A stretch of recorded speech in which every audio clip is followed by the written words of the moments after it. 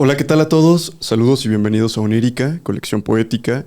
Yo soy Jaime Hidalgo y hoy estoy muy contento de estar nuevamente aquí con todos ustedes, celebrando el episodio número 10 en esta serie de conversatorios, entrevistas en las que hemos estado a lo largo de estos meses dialogando con las personalidades más significativas de la poesía de nuestro tiempo. Y hoy tengo el honor y absoluto placer y privilegio de presentar a una invitada cuya palabra resuena con una conciencia profunda y también con una energía tremenda. Es Princesa Hernández, es licenciada en Lingüística y Literatura Hispanoamericana y también maestra en Ciencias del Lenguaje por la Benemérita Universidad Autónoma de Puebla. Es editora, es poeta, es conferencista también. Y además de ser docente, es también psicoterapeuta con enfoque humanista. Princesa, muchas gracias por acompañarnos. Yo estoy muy contento de que estés aquí. Al contrario, Jaime Hidalgo, yo estoy más feliz desde que me lo propusiste. Estuve contando los días. Sí, que bueno, justamente ayer estaba revisando esa conversación y precisamente tiene un mes exacto en donde, pues vaya, ¿no? Te escribí por Instagram después de escuchar esta entrevista que se me hizo fantástica con Osiris. Osiris Cuamatzin, al cual aprovecho para mandarle también un saludo muy grande. Sí, vi esa entrevista, la escuché mientras iba de camino al trabajo y la verdad es que me contagiaste de una energía muy grande. Escucharle con toda la pasión que tienes, con la pasión que hablas de la poesía y también de todo este acercamiento hacia las letras, es bastante contagioso, es muy bueno y pues también como te había dicho en el mensaje, ¿no? Muchas gracias por esta aportación tan grande que haces a las letras. Pues muchas gracias. No considero que dé una aportación, sin embargo, agradezco mucho esta perspectiva y pues siempre que tengo la oportunidad y el honor de compartir en un micrófono, emociona mucho mi corazón, muchísimo. Okay. Entonces realmente es un placer poder compartir lo que tú quieras que yo comparta, ¿no? Sí, en por esta supuesto. Ocasión. Sí, mira, me encantaría empezar hablando un poco de las raíces y también, bueno, escuchando un poquito también en esta última entrevista, cómo es que la familia y también la música influyen en tu formación poética y tu formación como persona. Entonces, dicho esto, bueno, creo que vienes también de una familia en donde el arte y también la parte de expresarse ha estado presente, ¿no? ¿Cómo crees que ese entorno ha influido en tu sensibilidad y también en tu manera de construir tu criterio a la hora de hacer poesía? Pues completa y absolutamente. Fíjate que me he dado cuenta, tengo un hijo pequeño, acaba de cumplir 3 años, mi Fénix, y realmente le estoy dando una infancia prácticamente igual a la que yo tuve. Me casé con un músico, okay. Entonces pues mi papá era músico, siempre fue su pasión la guitarra, todos los días lo escuché cantando, llegaba del trabajo y cantaba, en la noche cantaba, en la mañana cantaba, era un pajarito cantante, ¿no? Entonces, pues tuvo una familia con mi madre, Rocío, tuvieron 5 hijas, yo soy la menor y pues es que siempre en las entrevistas, gente que ya me habrá visto va a decir, otra vez va a volver a contar la historia, pero es importante porque realmente, pues sí vengo, mi papá se llamó Edmundo Águila, Edmundo. Entonces él hizo un mundo, siempre decían el mundo de Don Mundo, porque realmente sí hizo un proyecto, yo creo que junto con mi madre hicieron un experimento, entonces a todas tuvimos escuela en casa, o sea, si queríamos ir a la escuela íbamos, haz de cuenta que el Sench, a donde alguna vez fui, estaba enfrente de mi casa, okay. Y si queríamos ir íbamos, y si no, no. Entonces yo, por ejemplo, podía ir 2 veces a la semana y después no ir, pero la educación era en casa. Entonces mi papá compró instrumentos, un piano. Fíjate, tengo una historia muy bonita con mi padre. A mi hermana Ilusión, cuando yo nací, el grupo musical, tuvimos un grupo musical que se llama Las Estrellas del Mundo, ya existía. Entonces, bueno, haciendo un recuento, mi hermana Ilusión, cuando era muy chiquita, ella es pianista, una mujer súper talentosísima.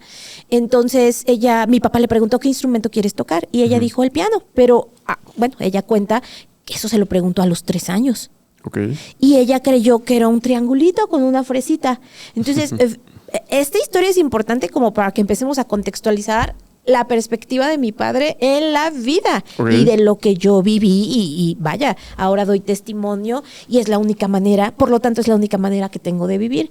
Mi papá, pues hombre a la antigua, él daba como esta provisión económica, mi madre hacía el trabajo en casa con 5 hijas, pero cuando mi hermana le dijo que quería un piano, pensando mi hermana que era un triangulito con una fresita, mi papá ya tenía un terreno, o sea, te estoy hablando que mi papá tenía 28 años. Ok. Muy joven. Muy joven. Y ya tenía un terreno porque quería hacer una casa, decía que no quería pagar renta toda su vida. ¿Y sabes lo que hizo? Después de la afirmación de una niña de 3 años, vendió el terreno y fue a comprar un piano de cola. Wow. Esa era la apuesta. Ok. Esa era la apuesta. Entonces, pues compró instrumentos, clases de música, libros de poesía, cuentos, fábulas, historias, y entonces él mismo cantaba. Yo apenas con mi bebé, que estoy volviendo a vivir mi infancia, recuerdo que él una vez llegó como abatido, ¿no?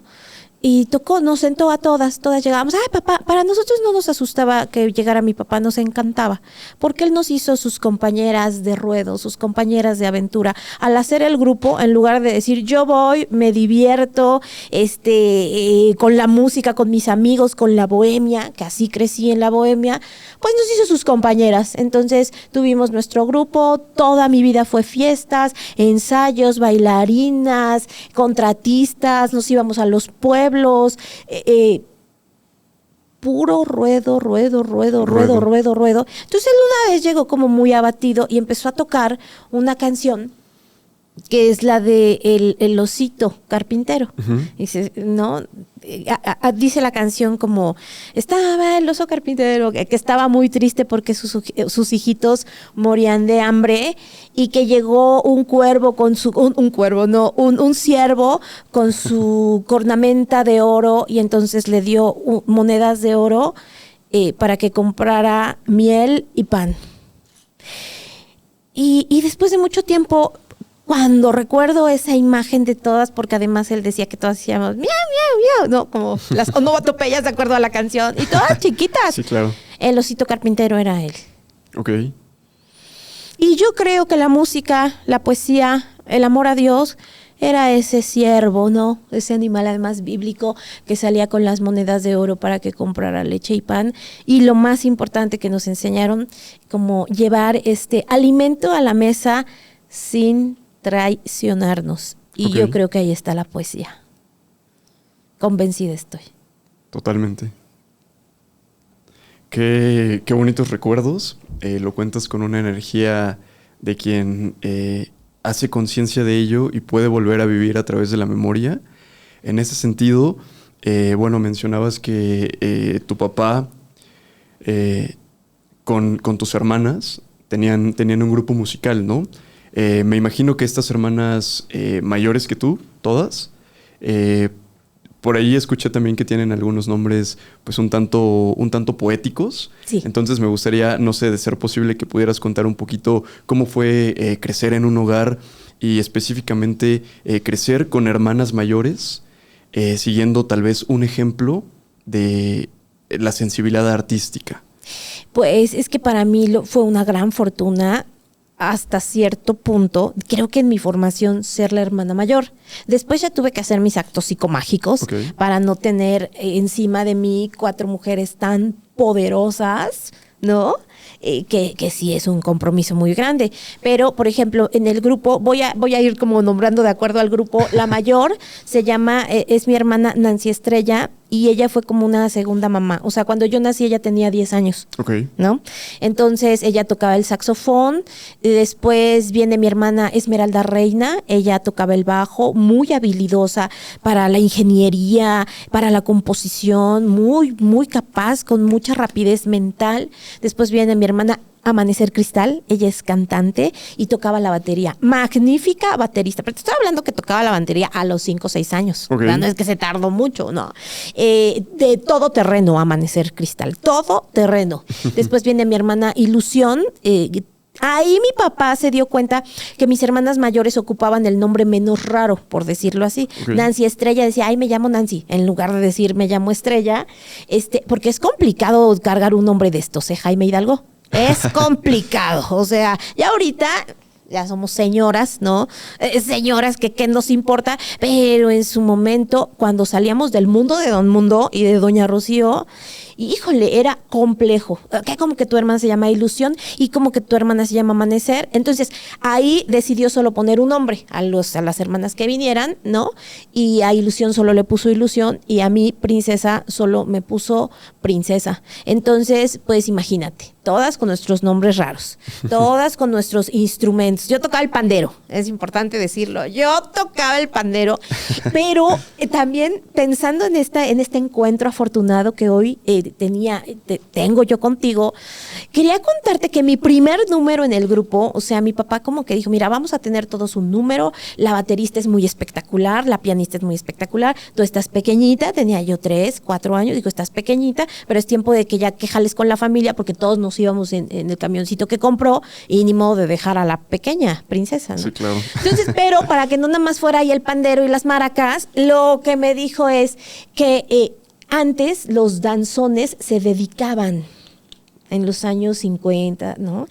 Un danzón, por ejemplo, Nereidas, el danzón Juárez, todos estos danzones se dedicaban porque es una música de festejo. Entonces había alguien que decía, hey familia, danzón dedicado a Jaime Hidalgo y Onírica que nos acompañan, por ejemplo, al anfitrión. Y entonces me acuerdo que alguna vez fuimos a una fiesta, era importante para mi papá, era como un grupo de rotarios del Club de León, es una cosa así. Y el nombre del director era muy complicado y me dijo, mira, estuvimos practicando y ese fue mi gran debut. Y entonces mi hermana decía 3, 4 y hey familia. Entonces yo empecé gritando la dedicatoria del danzón y ya arrancaba el show musical. Y pienso que actualmente es lo que sigo haciendo, ¿no? Eso es lo que me sigo dedicando. Ya no dedico al danzón, pero sí dedico mis salmos, mis poemas, mis exhortos para las personas que me escuchan. Que bueno, aquí quiero hacer una pequeña acotación con esto que mencionabas antes de decir, mencioné esto gritando, ¿no? Porque en el libro que me compartiste, el cual agradezco mucho el que me lo hayas compartido 2 meses antes de que se publique, sí. Y particularmente que me hayas dicho, oye, vas a ser el primer lector después sí. del editor. Sí. Creo que hay una nota, ¿no? Que dice, estos poemas son para que se griten o se reciten en voz alta. Pues vamos para la foto. Sí, claro. Se reciten en voz alta y no para que sean solamente susurrados, ¿no? O leídos en la penumbra. Entonces, a mí me gustaría preguntarte en este sentido, energéticamente, para ti, ¿qué es de diferente leer un poema en voz alta y, por ejemplo, leerlo de una manera tal vez un poco más íntima, ¿no? Posiblemente en silencio.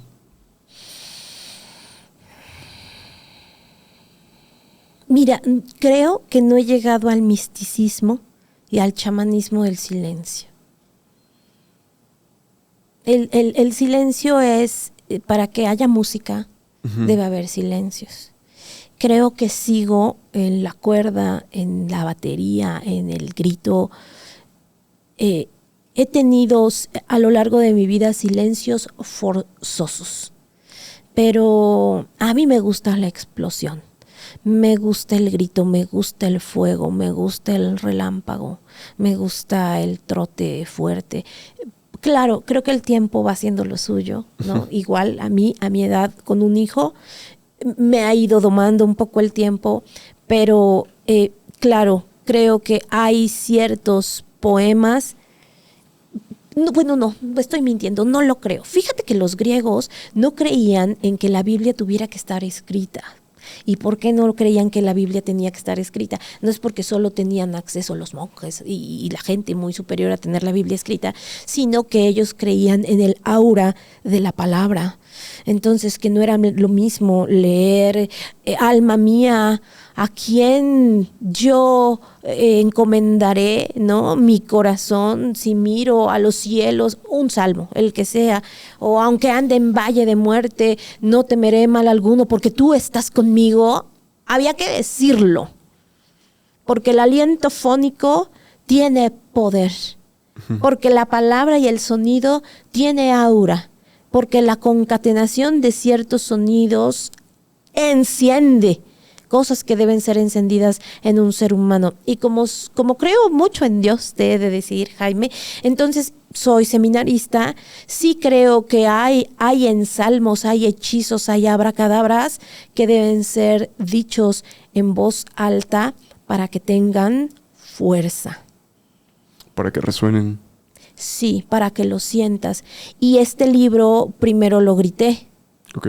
Y después lo escribí y con la ayuda de mi editor, el gran Enrique de Jesús Pimentel Garibay, poeta, de los grandes poetas de nuestro país, diría yo, él me dijo sí, pero al estar en papel hay que darle la presencia y el cuidado de un libro escrito. Y entonces, bueno, ya fuiste mi lector. Uno, sí ya tiene ese respeto para el lector, para el que diga, no lo voy a gritar, no lo voy a leer en voz alta, pero creo que hay ciertos poemas, al menos el Pórtico, que sí tendrían que ser en voz alta, y el Pórtico dice, el perdón de Dios es el perdón a uno mismo.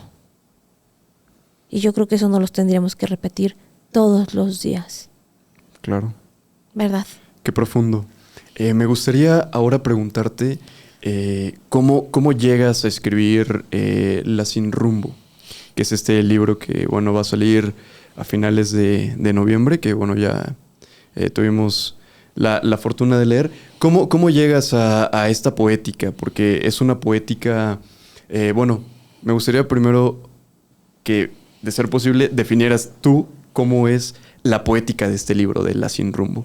Siento que es una herida por donde entra la luz. Ok. Como el corazón, que tiene muchos hoyitos, uh-huh, y que en lugar de ser un corazón herido, puede volverse una flauta, que a través de esos agujeritos, ¿no? Claro. Haya música.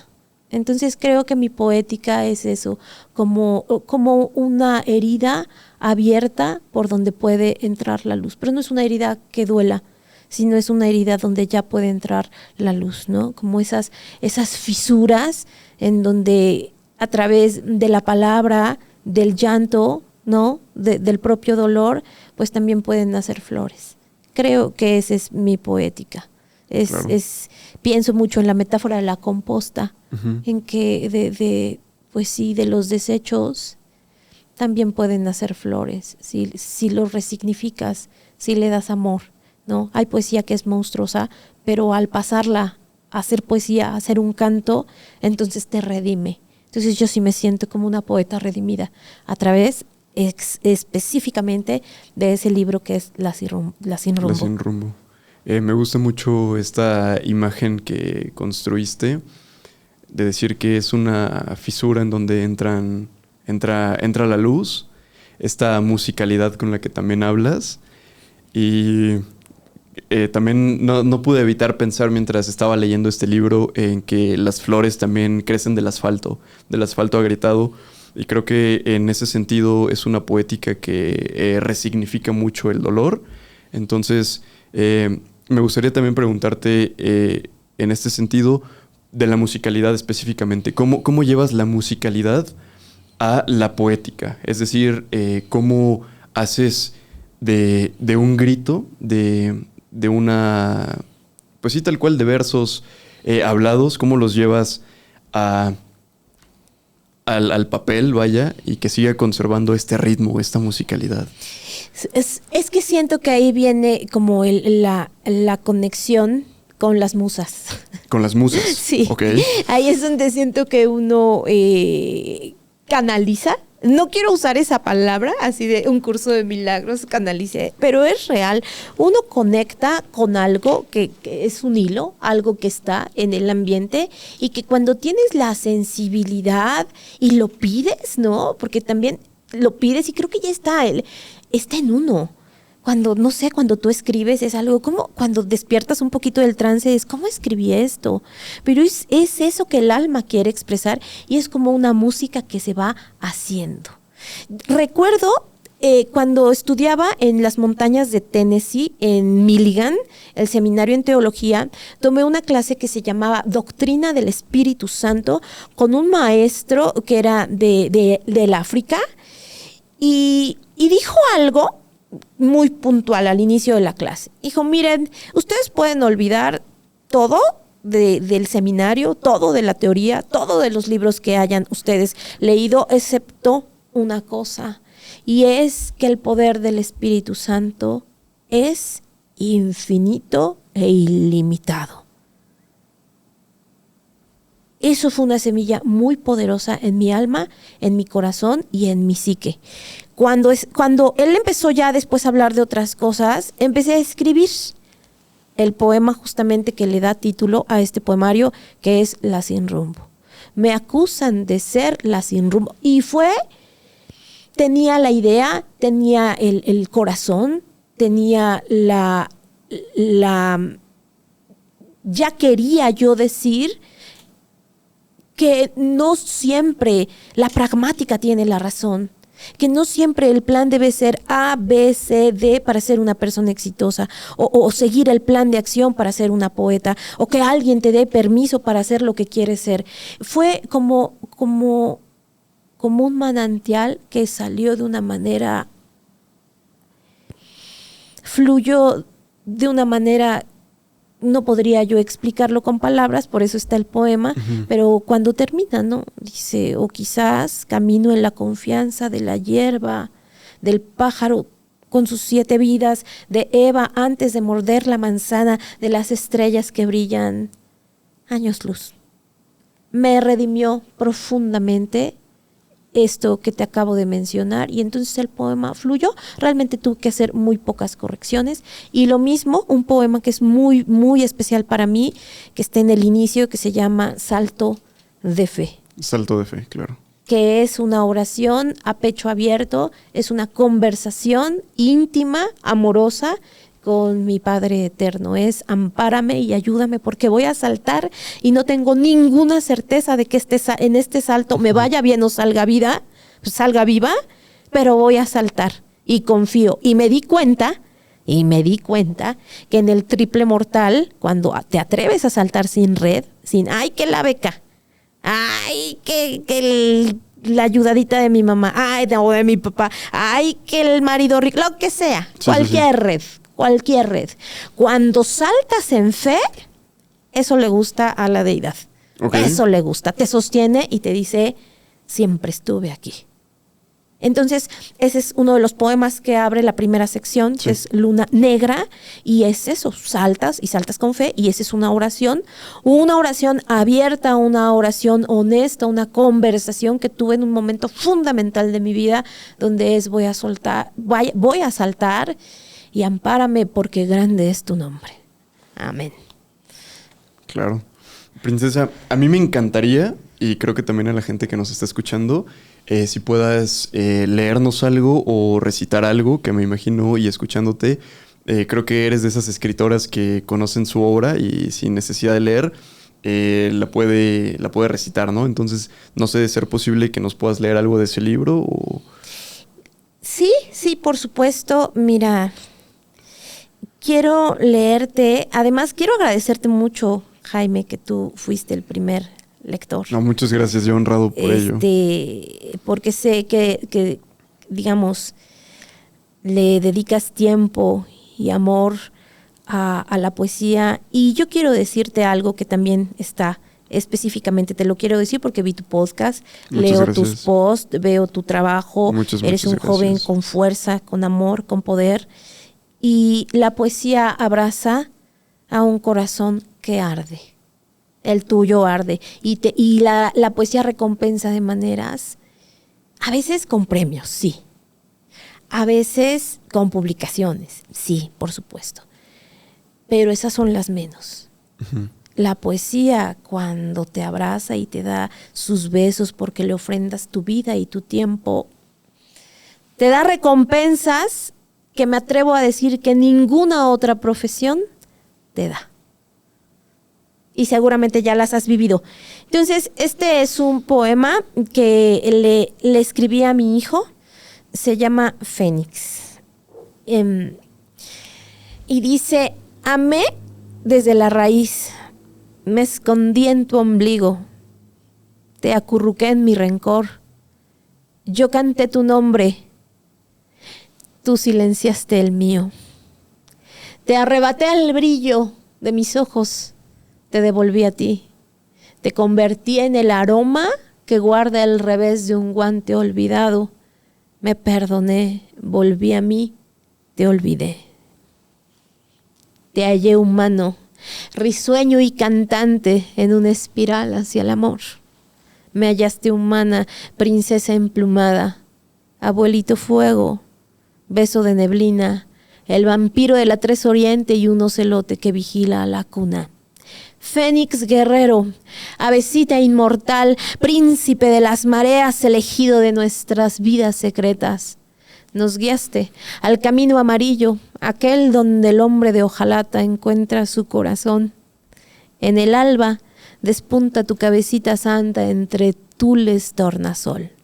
1 kilo, 80 gramos, le dio destino a los domingos tristes, a los trabajos y los días, al pacto misterioso de vivir. Wow, es un poema bellísimo. Muchas gracias. Es un poema muy lindo.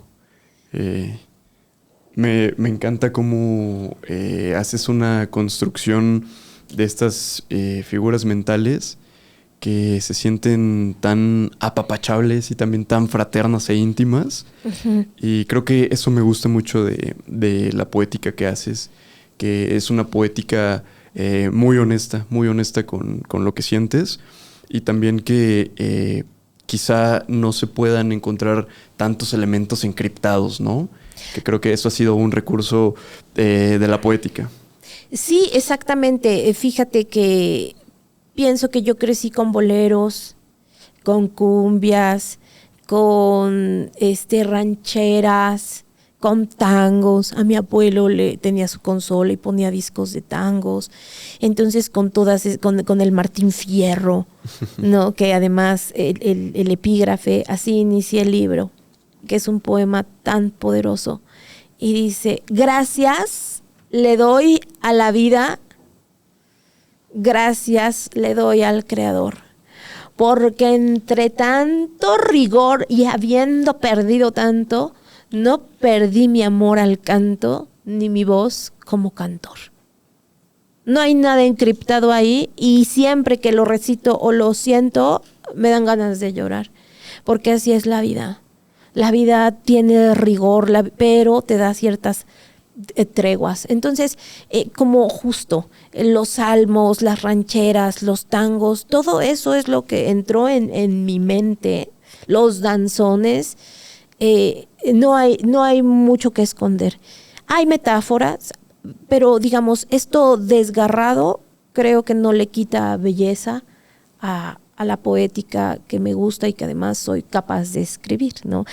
Yo sé que hay poetas que Dios les revela imágenes absolutamente hermosas, pero yo siento que lo mío son más oraciones, más cantos, más el pecho abierto, y que además sé a quién está dirigido. Uh-huh. Está dirigido a los que están en la última,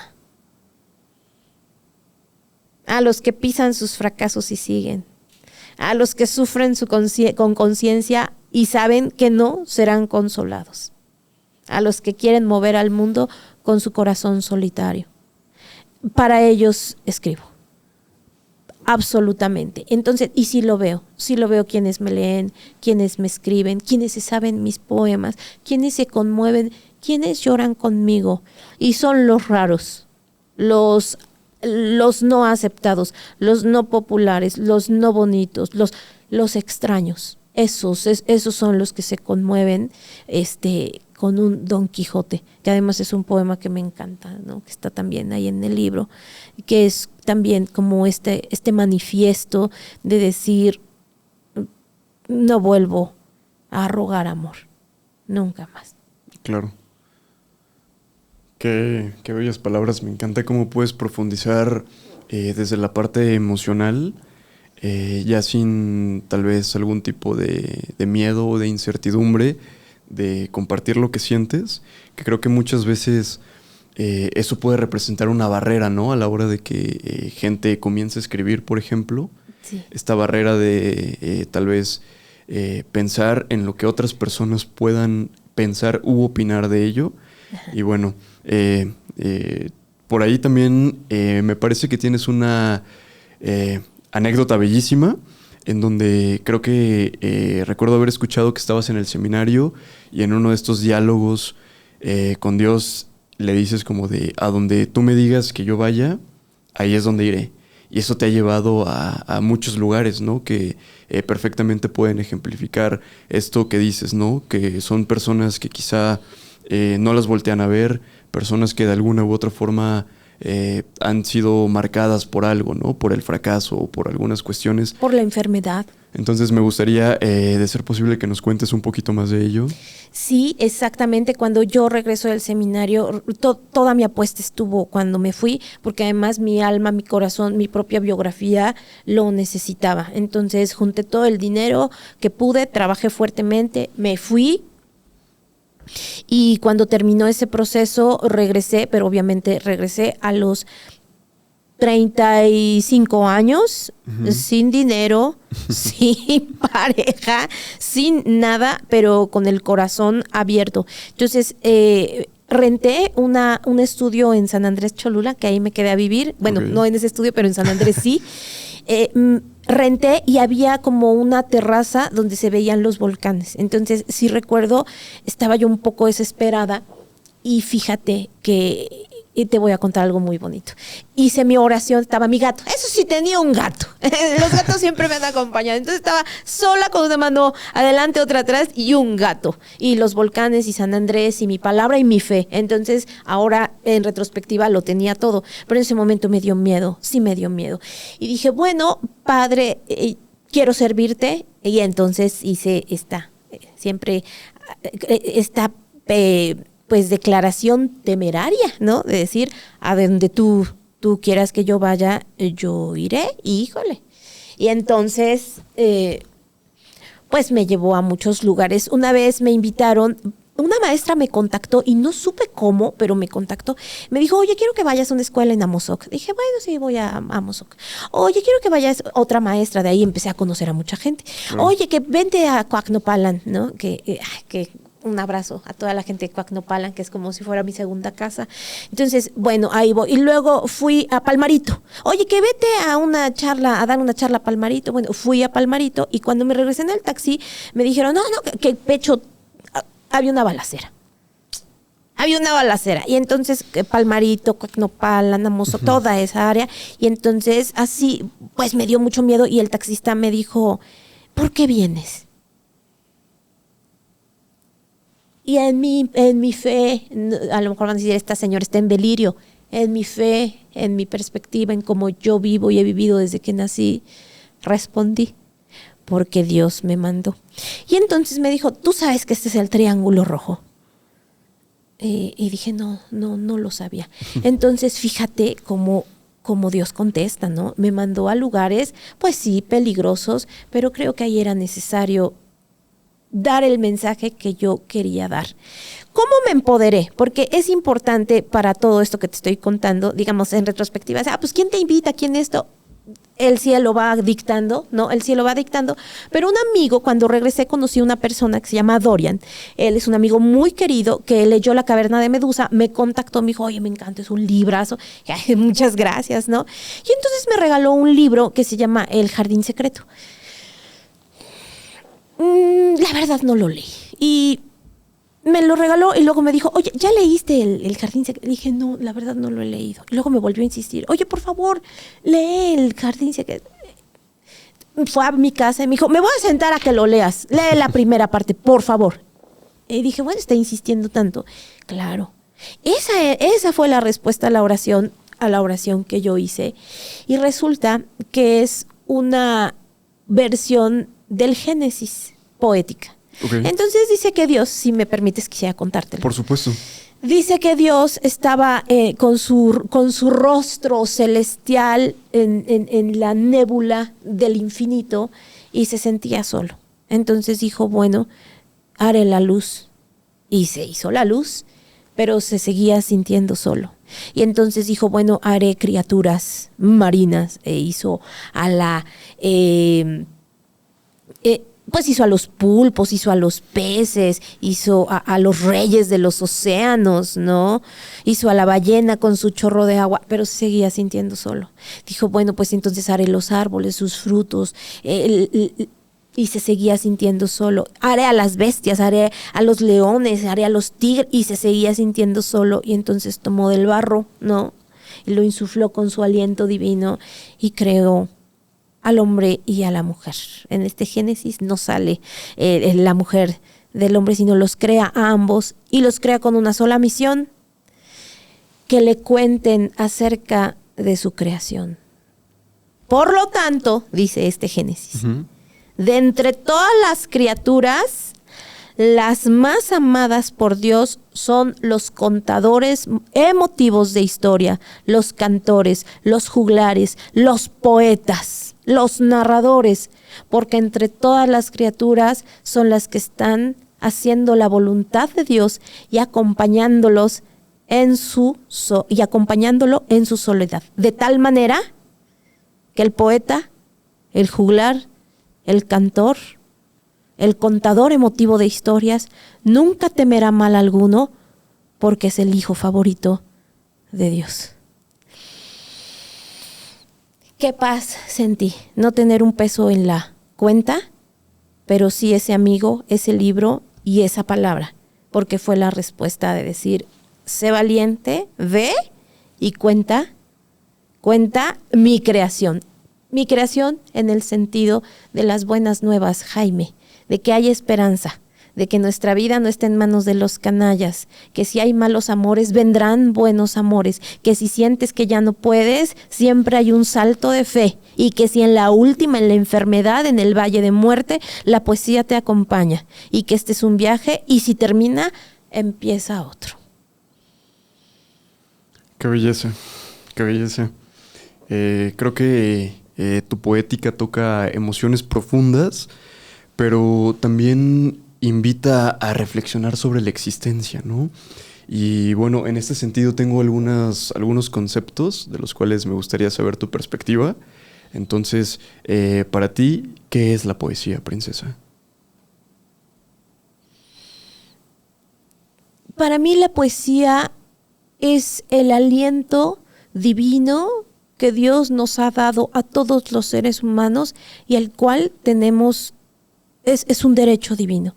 Para mí la poesía es el canto primigenio y es un derecho divino de todos y de todas, no de unos cuantos. Para mí eso es la poesía.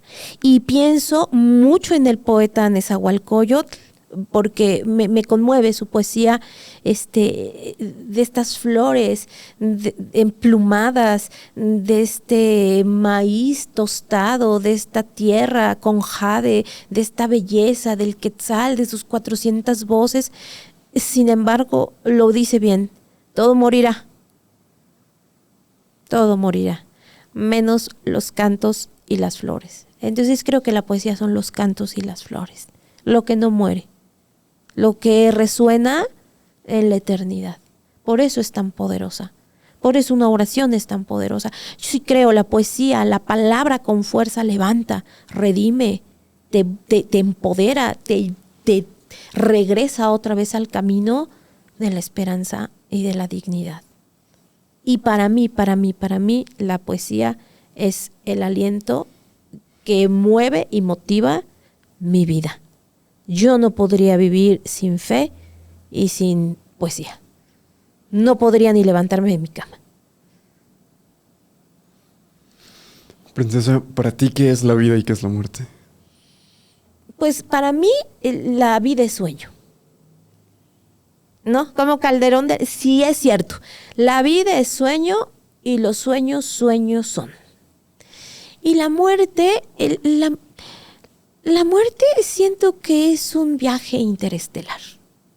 Que todo lo que sientes, todo lo que vibras, todo lo que dices, todo lo que hace sentir a los demás, todo lo que te hacen sentir a ti, eso se lleva, se hace una maleta interestelar que te llevas al siguiente viaje. Entonces, tuve una revelación con la muerte. Me acuerdo que estábamos fumando en la noche, mi chico, mi marido y yo, y le dije, Félix, vamos a morirnos. Y entonces a él se le salió una lágrima y me dijo, inevitablemente. Y le dije, ¿tú te acuerdas de tus otras vidas? Y me dijo, no. Digo, entonces no te acordarás de Fénix, de nuestro hijo. Digo, ni yo me acordaré. Y entonces nos desbordamos en llanto, porque fue una revelación. Claro. Dije, cuando esto acabe, toda esta obra de teatro, no me acordaré de nada. Pero lo que más me dolía no acordarme era de mi hijo. Y me dijo algo tan hermoso que quiero compartirte respecto a la muerte, y que ahí también bajó mi miedo ahora que soy madre, de decir, no, quiero morir. Y me dijo, pues quizás no te acuerdes de Fénix tal como es, pero sí de lo que sientes al ver el brillo de sus ojos. Qué poético. Lo que sí te llevarás en este y todas tus vidas es lo que sentiste la primera vez que viste el mar. Qué bello. Y esto que estamos teniendo tú y yo, Jaime Hidalgo, también me lo llevo. Muchas gracias. Porque nos une la poesía. Nos une la poesía. Estamos un domingo a las 10 de la mañana porque nos gusta la poesía. ¿A poco no? Totalmente. Tengo también otros dos conceptos que me gustaría saber tu opinión. Me gustaría preguntarte también qué es el destino y, por supuesto, qué es el amor. El amor. El amor. Bueno, mira, el destino... estuve muy obsesionada cuando estudié literatura con los griegos y el destino fatídico. Claro. De decir, Las o sea, tragedias griegas. no importa, hagas lo que hagas, huyas lo que huyas, el destino te encontrará, ¿verdad? Y me costó trabajo aceptarlo. Dije, ¿qué tal que mi destino es algo fatídico? ¿Qué tal que mi destino es terrible? Pero en el seminario cambió mi cosmovisión y quiero contarte como la metáfora que yo entendí. Esto me lo enseñó un judío, un rabí. Y él mencionaba que sí es cierto que todo ya está escrito, que sí es verdad, pero que tenemos una sola decisión. Es el libre albedrío. Dice, el libre albedrío solo es una sola decisión. Y explicaba como esta metáfora. Tú eres muy jovencito, pero cuando yo era niña había unos lugares como el Blockbuster donde alquilabas películas. Me tocó todavía el Blockbuster. Es que Jaime Hidalgo es muy jovencito. Pero entonces dice el rabí, ¿qué es esto de la predestinación? ¿Qué es esto del destino? Dice, bueno, tú vas al Blockbuster de la vida y entonces ves comedia romántica, ves que estaba dividido por géneros. Sí. Comedia romántica, un documental de delfines, de pingüinos, pornografía. Bueno, ahí no se rentaba, pero pon tú que esté el estante de pornografía. Está el terror, la pesadilla en la calle del infierno con un monstruo y ¿sabes? Hay diferentes. La única decisión que tienes es qué película rentas y o compras. Lo demás ya está escrito. Y yo decidí, claro, era atormentada, apenas estaba leyendo unos poemas de la Pizarnik y cómo me dieron ganas de abrazarla y decirle, no estás sola, ¿no? Pero si me hubiera yo quedado en esa línea a los 15, 14, 16 años, yo creo que sí no estaría viva. Pero me alcanzó la esperanza y entonces decidí en el destino, en lo que creo del destino, es alquilar una película con montañas de Tennessee, con volcanes de Cholula, hablando de poesía un domingo de otoño, con un esposo que creo y siento que me quiere, con un hijo que lo veo crecer entre música, acordeones, guitarra, que baila, con las campanas de San Andrés, ¿no? De Cholula. Es decir, creo que el destino... Tú sí puedes, tu única decisión es elegir qué película alquilas y compras. Claro. Y de ahí ya lo demás sí está escrito, con un final predecible para todos, que es morir, ¿verdad? Y respecto al amor, Al amor. creo que es la fuerza que mueve el mundo. Y que todo el sistema, hay un sistema, yo creo que si hay un sistema, hay una estructura, le conviene decir que el odio está ganando. Que la violencia es terrible, que este mundo ya se va a acabar, que estamos a nada de la guerra que nos deje sin agua a todos. Yo creo que el amor es el que mantiene esto en equilibrio y que mientras sigamos existiendo es porque hay alguna clase de equilibrio y que ese equilibrio es del amor. Yo cuando me levanto, así que en la mañana digo, ya el bebé quiere sus cosas, ¿no? Y a las 7 tengo que salir, ya está el niño de los tamales vendiendo. Ya está la señora que barre barriendo. Ya están los campaneros de la iglesia haciendo lo suyo. Ya está el cura preparando. Ya está la gente. Ya está el chico que toca como música los domingos en el kiosco. Ya está preparando sus instrumentos. El de la tienda ya está haciendo lo suyo. Las viejitas ya están haciendo ahí. Y digo, ¿quién mueve todo eso? ¿Qué hace que te levantes? Yo sí creo que es el amor. Yo creo que este momento que tú y yo estamos viviendo está inspirado por el amor. Estoy convencida. Que te pongas a escribir poesía es por amor. Que compres un libro de poesía y lo leas, absoluto y total amor. Que alguien haga un estudio para que las personas intercambien sus ideas, yo creo que es amor. Yo sí creo que es amor. Que las mujeres tengamos hijos, 100% amor. Que te comprometas en una relación y no traiciones, creo que es una decisión desde el amor. Que riegues tus geranios en la mañana y tu bugambilia y tus plantitas, es amor. Entonces yo creo que el amor es la fuerza que mueve al mundo, y por una experiencia que tuve, que la conté en el anterior podcast, entendí para mí que no hay dualidad. Que como que cuando estás en este tránsito entre que te mueres y no, ahí descubrí que el amor es lo único que es real. Que solo el amor es real. Si lo creo, si lo siento, si lo vivo. Claro, soy humana y tengo pues todas las emociones y los miedos profundísimos, claro, pero con las experiencias que he tenido a lo largo de mi vida, sé que el amor es lo único real y que es la fuerza que mueve al mundo. Y eso me da esperanza y eso me hace creer justo que mi vida está en manos del amor. Sin duda alguna. Sí, claro que sí. Qué bella respuesta. Fue casi un poema cuando estabas enlistando todos estos, no decir pequeños, sino grandes actos de amor.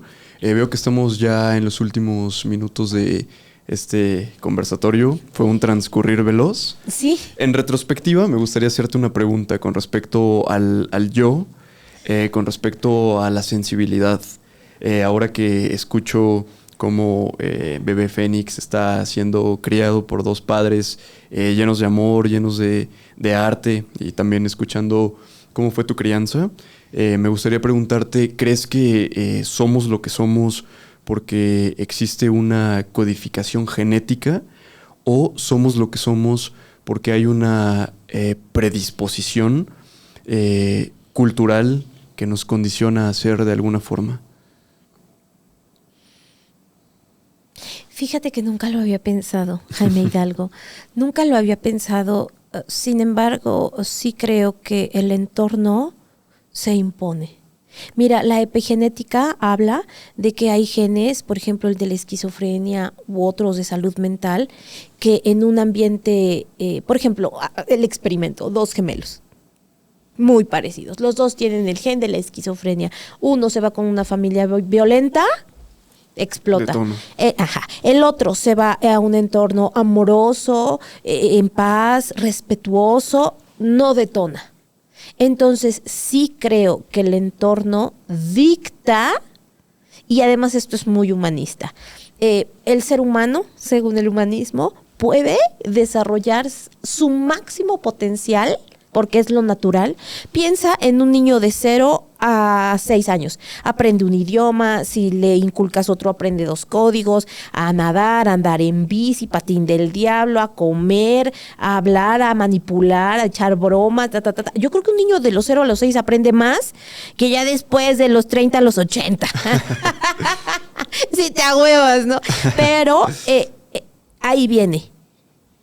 Siempre y cuando un ser humano, lo natural es su desarrollo y su máximo potencial, siempre y cuando tenga un entorno que le abone, que lo ayude, que lo prospere a crecer.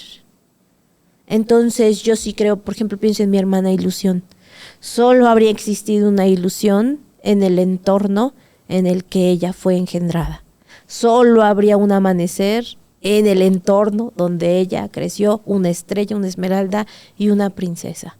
El mundo de Don Mundo solo pudo explotar ahí, en esas coordenadas estelares donde mi madre y mi padre decidieron apostar, pues ahora sí que desde la rebeldía y la revolución, una revolución musical y poética.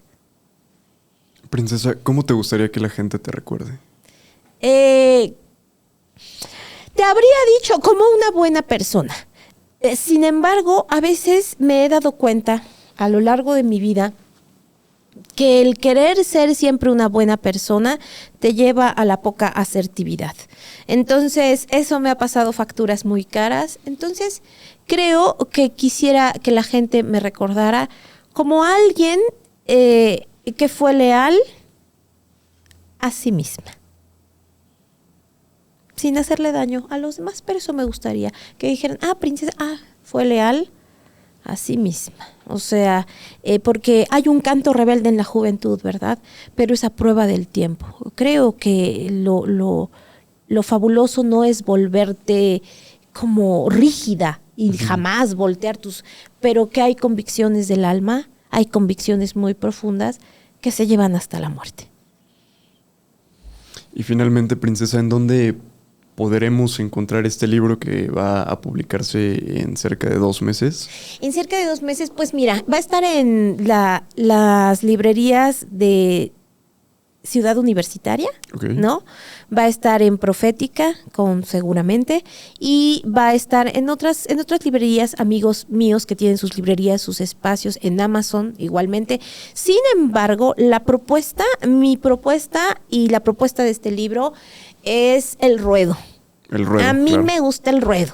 A mí me gusta tener presentaciones a grito pelado, Jaime, a grito pelado, recitar, decir, compartir, que esté la gente, pero como estos actos in situ, como el ruedo griego, ¿no? In situ. Sí. Y entonces, en ese momento donde al menos un instante somos invencibles, entregar el libro. Y tengo muchos ruedos, entonces es andar como de ruedo en ruedo compartiendo el libro, pero para quienes no vayan al ruedo, pues estará en ciertas librerías, claro. Y también pues lo podrán conseguir conmigo. ¿La gente cómo puede contactarse contigo? Pues por mis redes sociales, Instagram, que es @princesa_chak, CHAK, y por Facebook. Entonces ahí seguramente si me escriben podré compartir con ustedes. Sí, por supuesto, pues mi gente querida, sí estamos llegando a la parte final de este episodio, el 10º, con una invitada de lujo. Princesa, te agradezco muchísimo que hayas aceptado la invitación. Yo estoy muy contento de que hayamos podido platicar de la poesía y de toda esta pasión tan grande que ahora nos une. Claro que sí, y a mí ha sido verdaderamente un placer conocerte. Eres un caballero. Muchas gracias, lo aprecio muchísimo. Y pues nada, mi gente, agradecerles también a todos ustedes por el apoyo brindado en estos últimos episodios, por la interacción, y pues nada, nos estamos viendo para la siguiente.